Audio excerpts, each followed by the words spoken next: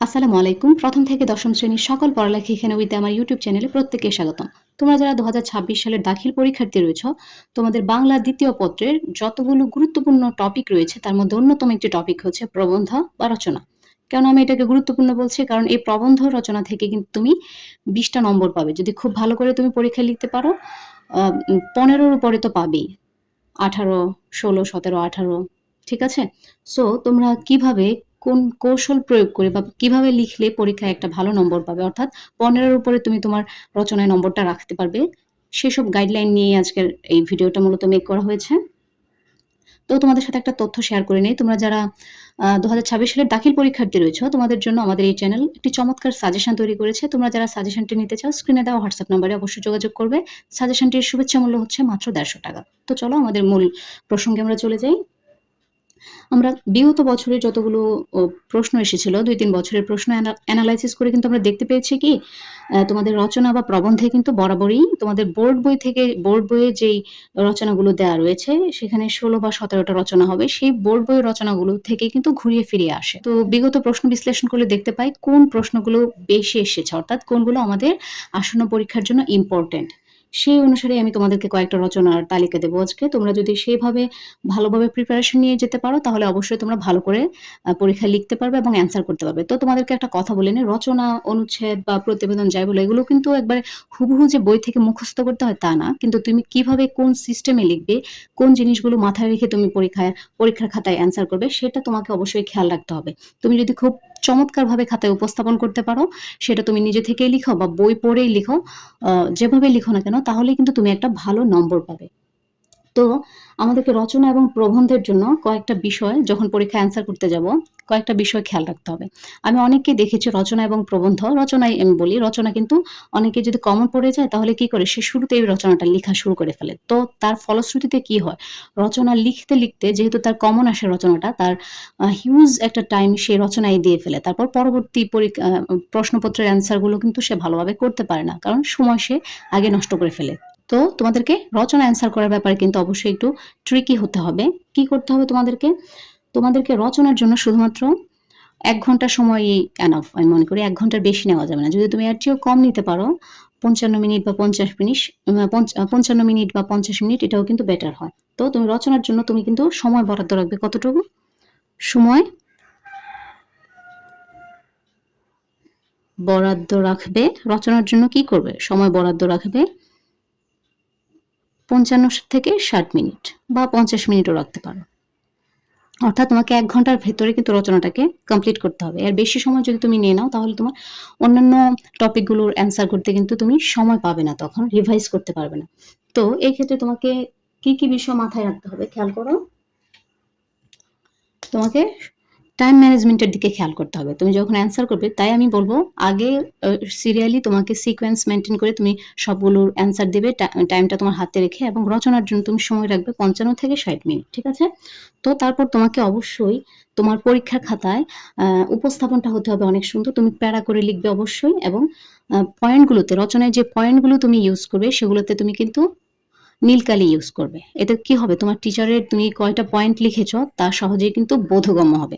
এবং রচনার যে তোমার ভূমিকাটা হবে স্টার্টিং যেটাকে বলা হয় ভূমিকা এবং উপসংহার,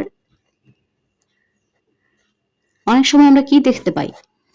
টিচারদের একেক টিচারের মুড কিন্তু একেক রকম যেহেতু যেহেতু এটা একটা রিটেন এক্সাম, এটা এমসিকিউ না। তো অনেক সময় টিচারের মুডের উপরও কিন্তু খাতাটা ভালোভাবে পড়বে নাকি পড়বে না সেটা ডিপেন্ড করে। আমরা কিন্তু বলতে পারি না কোন টিচারের মুড সেই মুহূর্তে খাতা দেখার সময় কিরকম থাকে। সো আমাদেরকে অবশ্যই রচনা লিখার সময় ভূমিকা এবং উপসংহার এই ২ টা বিষয় খুব সুন্দর করে লিখতে হবে। তুমি মনে করো ভূমিকাটা তাড়াহুড়ো করে অল্প লিখেছো বা সঠিক বাক্য রচনা করে লেখনি বা সুন্দরভাবে ফুটিয়ে তোলনি ভূমিকাটাতে, তাহলে তুমি যদি ভিতরের পয়েন্টগুলোতে খুবই চমৎকার করেও লেখো তাহলে কিন্তু টিচার ভাববে তুমি যেহেতু ভূমিকা এত খারাপ করে লিখেছো তোমার ভেতরেও হয়তোবা তেমন ভালো কোনো লেখা নেই।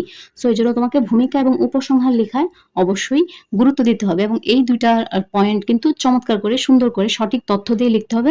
এলোমেলো বা কোনো অপ্রাসঙ্গিক বিষয় এই ২ টা পয়েন্টে কিন্তু যুক্ত করা যাবে না। এলোমেলো এবং অপ্রাসঙ্গিক বিষয় যদি এই ভূমিকা এবং উপসংহারে টিচাররা দেখতে পায় তাহলে কিন্তু তোমার ভেতরের পড়াগুলো হয়তোবা তারা পড়ার আগ্রহটাই হারিয়ে ফেলবে।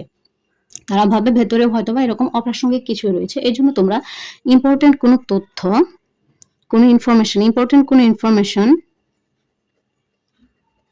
বা তথ্য বা কোটেশন, কোনো কবিতার অংশ, প্রাসঙ্গিক হতে হবে অবশ্যই, কবিতার অংশ বা উদ্ধৃতি, এবং তোমার সকল পয়েন্টগুলো অবশ্যই তুমি একটু হাতে সময় নিয়ে কৌশলের সাথে কিন্তু তুমি অবশ্যই নীল কালি দিয়ে লেখার চেষ্টা করবে। এতে করে কি হবে, এই পয়েন্টগুলো সহজেই টিচারের চোখে পড়বে। এতে তোমারই লাভ কি হবে, তুমি ভালো একটা নম্বর পাবে। না হলে তুমি এলোমেলো করে যদি অগোছালো করে লেখো, অনেক বেশি লিখলেও বা ইম্পর্টেন্ট তথ্য দিলেও কিন্তু সেটা টিচারের নজরে আসবে না। অনেক সময় দেখা যায় সব টিচার কিন্তু সমান হয় না, তারা কিন্তু ভালোভাবে সবটা রচনা পড়ে না বা প্রবন্ধ পড়ে না।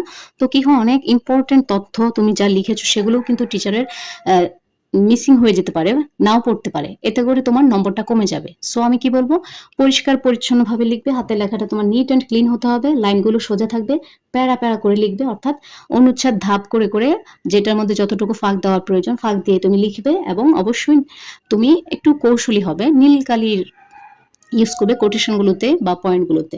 তাহলে কিন্তু তুমি অবশ্যই খুব ভালোভাবে রচনাটা লিখতে পারবে এবং একটা ভালো নম্বর পাবে।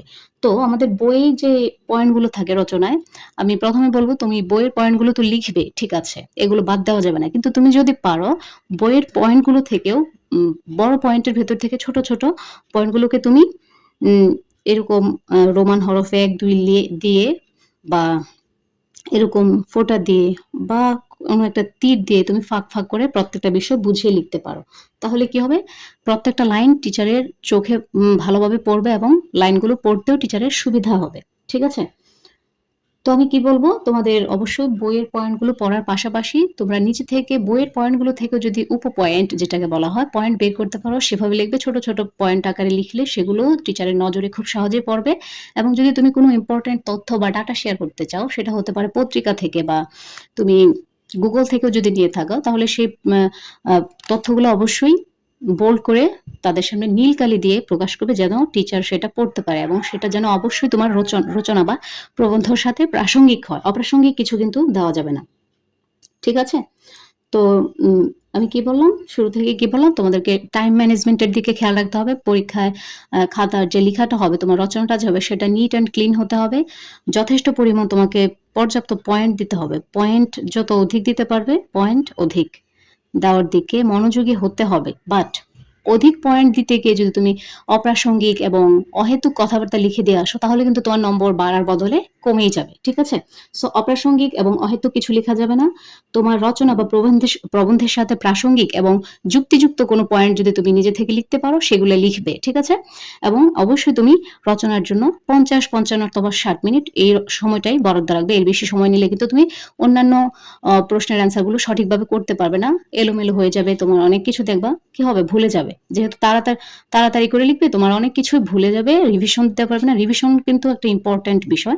কারণ রিভিশনের মাধ্যমে আমরা অনেক ভুল, কমা, দাড়ি বা কোনো একটা ওয়ার্ডের কোনো কিছু মিসিং হয়ে গেলেও বা বাক্যের কোনো কিছু মিসিং হয়ে গেলেও সেটা কিন্তু আমরা পূরণ করতে পারি। সো রিভিশনটা কিন্তু খুব ইম্পর্ট্যান্ট। ঠিক আছে? তো এখন আমি কি বলবো তোমাদেরকে, অবশ্যই এই বিষয়টার দিকে খেয়াল রাখতে হবে, যেহেতু রচনাতে কিন্তু একটা খুব ভালো নম্বর রয়েছে। তো তোমাদের ২০২৬ সালে যারা পরীক্ষা দেবে তাদের জন্য আমার আমার মতামত হচ্ছে, তোমরা রচনা যদি পড়তে চাও, রচনার জন্য তোমাদের কোন কোন রচনাগুলো ইম্পর্টেন্ট, অবশ্যই বই থেকেই আসবে। বইয়ের সবগুলো রচনা তোমরা রিডিং পড়ে নেবে, ঠিক আছে? কোনো কোনো বিষয়ে রচনাগুলো, প্রত্যেকটা রচনার কি কি পয়েন্ট হতে পারে বা রচনার ভেতরে কি লেখাগুলো থাকতে পারে, তুমি শুধুমাত্র রিডিং পড়বে, ঠিক আছে? বাট ইম্পর্টেন্ট, গুরুত্ব সহকারে কোনগুলো পড়বে আমি সেটাই লিখে দিচ্ছি। তোমার গুরুত্বের মধ্যে থাকবে সময়ানুবর্তিতা, সময়ানুবর্তিতা সময়ানুবর্তিতা থাকবে তোমার ফার্স্ট প্রায়োরিটি। এগুলো তোমাকে খুব ভালোভাবে পড়তে হবে, সময়ানুবর্তিতা। তারপর তুমি পড়তে পারো কৃষিকাজে বিজ্ঞান, এগুলো কিন্তু তোমার বোর্ড বইয়ে রয়েছে। কৃষিকাজে বিজ্ঞান, মাদকাসক্তি ও এর প্রতিকার, বাংলাদেশের প্রাকৃতিক দুর্যোগ,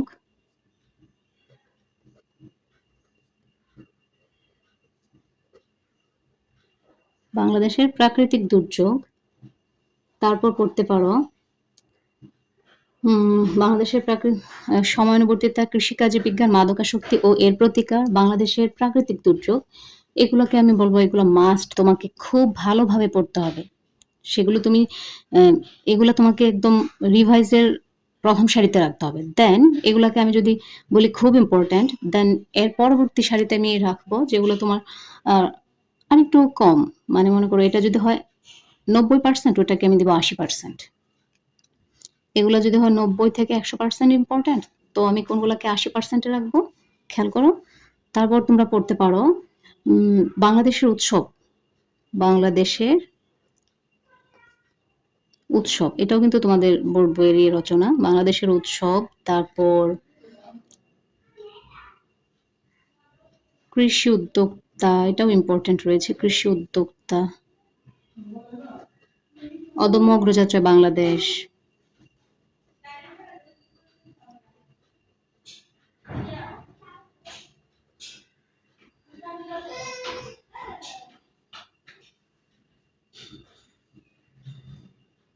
বাংলাদেশের মুক্তিযুদ্ধ, বাংলাদেশের